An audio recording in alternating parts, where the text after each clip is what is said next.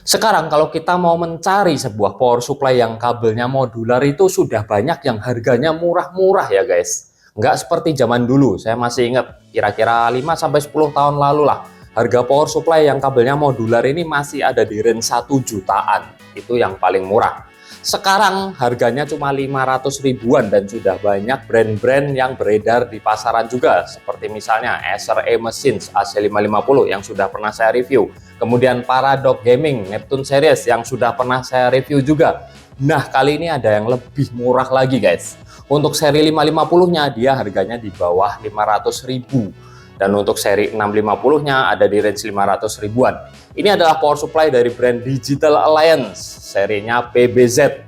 Dia ada dua warna ya, warna hitam dan putih, dan dia juga punya sertifikasi 80 plus bronze yang saya sendiri nggak yakin ini asli atau enggak, dan punya garansi 2 tahun. Nah, di video kali ini saya akan membongkar power supply yang satu ini. Nanti kita akan bandingkan dengan power supply yang sudah pernah saya review sebelumnya, yakni Segotep BN550 Watt. Untuk rig test saya masih sama ya, memakai Intel Core i generasi keempat yang jadul, yakni i7 4770 seri K. Dan untuk VGA card-nya sama juga, Radeon RX 580 dari Power Color Red Devil. Oke, jadi sekarang langsung aja kita review secara fisik dulu power supply yang satu ini. Mana nih bukannya? Oh, dari samping bukannya guys.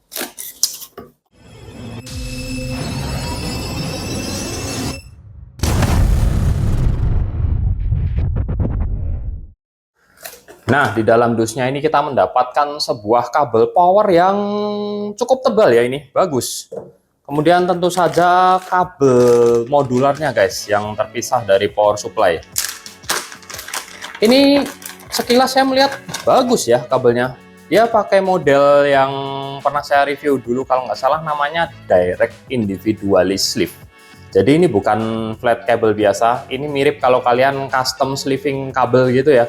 Jadi satu per satu kabelnya ini di sleeving gitu, direct ke kabelnya masing-masing. Ini biasanya hanya ada di power supply mid range ke atas, tapi ini power supply murah pun dia pakai kabel seperti ini. Konektor yang ke arah power supply-nya sih standar, dia mirip-mirip yang 8 pin. Kalian jangan sampai kebalik ya. Makanya itu di sini sudah ada tulisannya masing-masing supaya kalian nggak salah untuk mencolokkan kabel-kabelnya. Kita di sini dapetin modularnya PCI Express satu yang bercabang, ada 2 kali 8 pin. Kemudian power supply-nya pun kita dapetin CPU EPS 8 pin yang bercabang 2 sama. Dan ini juga ada power SATA lagi 2 Molex dan 24 pin ATX. Cukup simpel, tapi semua yang kita butuhkan untuk merakit sebuah PC yang normal ada di sini semua guys. Nah, unit power supply-nya sendiri kotak, simple, minimalis seperti ini dengan fan 12 cm. Ya, ukurannya cukup compact ya. Cocok buat kalian yang pakai casing kecil-kecil, casing yang compact-compact.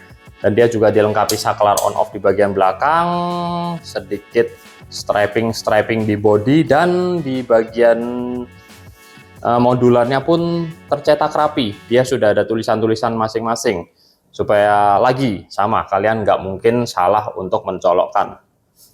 Dan untuk label spesifikasinya ada di sini, dia jelas belum full range, inputnya 230 volt. Kemudian untuk outputnya di sini tertulis yang 12 voltnya di 38,5 ampere dengan total 462 watt.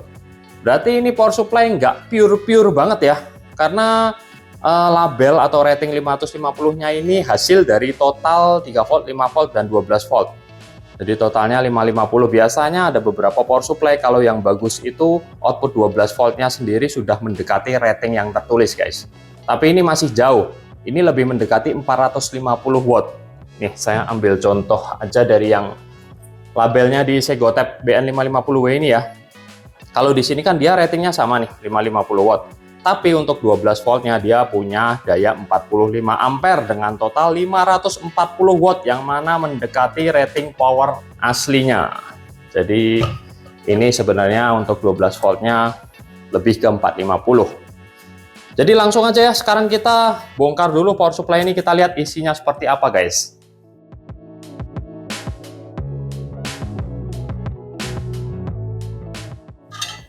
Oh ya, ini saya baru sadar tadi setelah melepas ya. Ini kok nggak ada segel garansi atau quality controlnya sama sekali di bautnya. Jadi kalau kita membongkar nggak akan merusak segelnya. Karena satu-satunya segel cuman ditempel di bagian samping ini guys. Yang ada tulisan nggak tahu nih apa nih, distribusi atau produksinya. Karena saya belinya ini sebenarnya bulan 12 Desember. Tapi ini di sini dicoretnya yang bulan kelima atau bulan Mei. Anyway, kipasnya juga warna putih, tentu saja bisa dicopot dengan ada separasi atau partisi plastik di sepertiga bagian kipasnya ya, untuk enhancing airflow. Kemudian isi daleman power supply-nya seperti ini. Kalian lihat sekilas lah ya. Untuk kelas harga 450.000 ini udah bagus menurut saya guys. Nanti tinggal kita cek bagaimana hasil tesnya. Walaupun untuk filtrasinya ini saya akan jelaskan sedikit ya, nggak terlalu lengkap, dia nggak terlalu banyak komponen untuk MI filternya. Jadi dari input AC langsung masuk ke port utama, disambut oleh sekring model baru, nggak pakai kaca ya, ini sekringnya modelnya kayak kapasitor. Kemudian ada kapasitor dan induktor toroid plus kapasitor Mylar, rangkaian MI filter satu-satunya.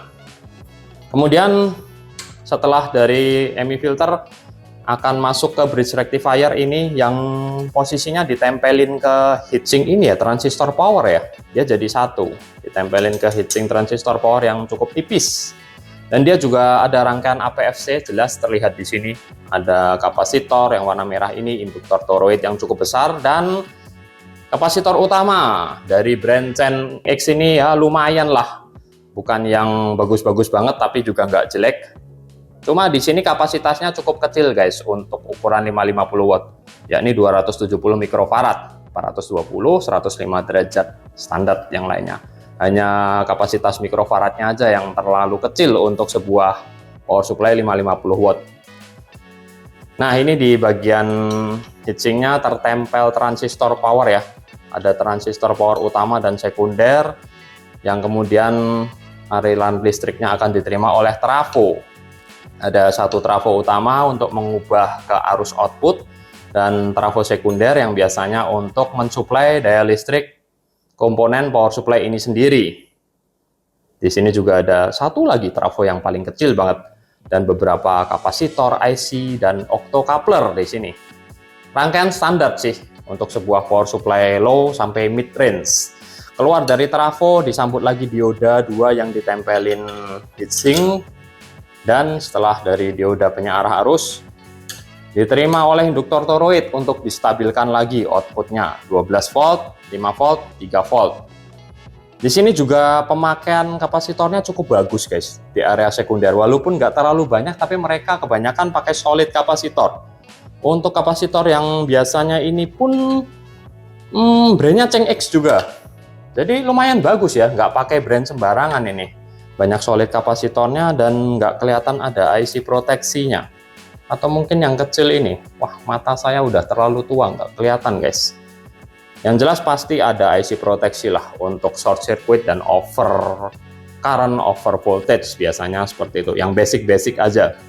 Nah, di bagian sini ada board vertikal untuk sistem modularnya. Jadi di sini nggak kelihatan kabel semrawut ya, karena memang ini sistem modular yang ada konektor-konektor untuk kita colokin kabel-kabel ke komponen. Oke, jadi mungkin gitu aja yang bisa saya bahas di isi atau komponen dari Digital Alliance PBZ series ini. Yang jelas kalau dibandingin dengan Segotep BN550W yang pernah saya bongkar dulu ini jauh lebih bagus guys isi dalamnya. Dia lebih mature lah istilahnya, lebih mantap, lebih oke. Maklum, memang beda harga. Langsung aja ya, sekarang kita lanjut ke sesi pengetesan.